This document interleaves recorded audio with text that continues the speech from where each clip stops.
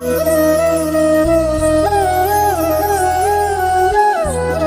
मधुसूदन, तुम कहते हो कि मनुष्य अपनी अंतिम सांस तक भी माया मोह में पड़ा रहता है, तो इसी कारण जन्म के चक्र में फंस जाता है।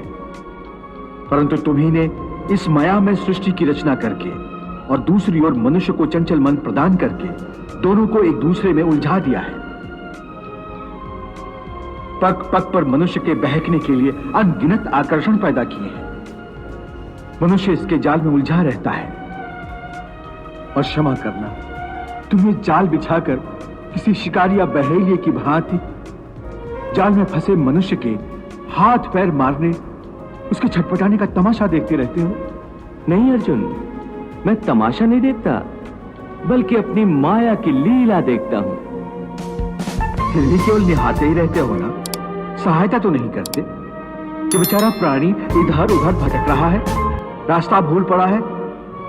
तुम्हारे मन में बेचारे मनुष्य की सहायता करने का विचार कभी नहीं आता कि आगे बढ़कर उसका हाथ थाम लूं, उससे सच्चा रास्ता दिखाऊं?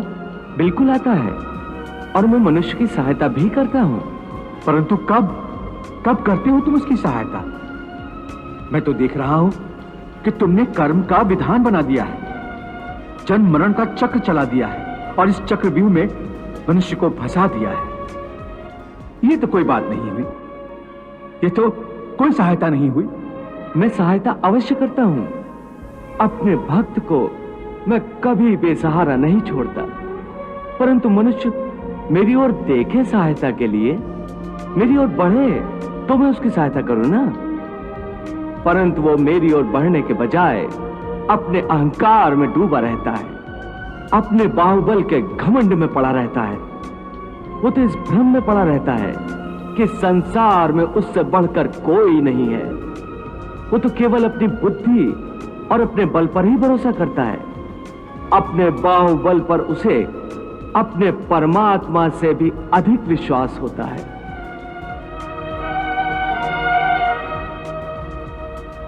अपने रास्ते से भटके हुए मनुष्य की सहायता के लिए आखिर तुम उससे क्या चाहते हो? क्या तुम्हें सोने चांदी के चढ़ावे चाहिए? क्या तुम अपने भक्तों से स्वादिष्ट और पंच पकवान चाहते हो? मैं मनुष्य से एक श्रद्धा के अतिरिक्त कुछ नहीं चाहता, कुछ नहीं मांगता। वो मेरे प्रति बड़े बड़े चढ़ावे न चढ़ाए। सोना, चांदी, घी, चंदन और पकवान के चढ़ावे मुझे नहीं चाहिए।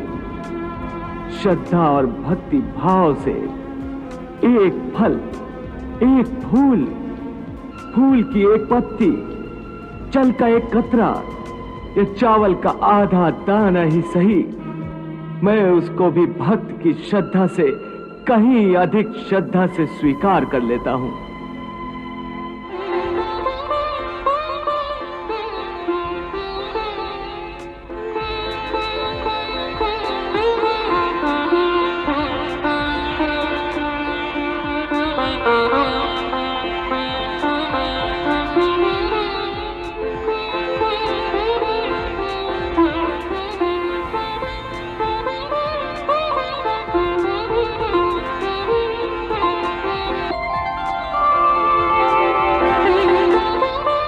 पत्रम पुष्पम फलम तोयम यो मे भक्त्या प्रयच्छति तद अहम भक्ति उपहृतम अश्नामि प्रयतात्मनः। अरे इतना भी ना हो सके तो श्रद्धा या भक्ति का एक आंसू ही सही, मैं उसे भी कबूल कर लेता हूं। श्रद्धा में डूबे उस एक आंसू में मेरा सारा अस्तित्व सराबोर हो जाता है।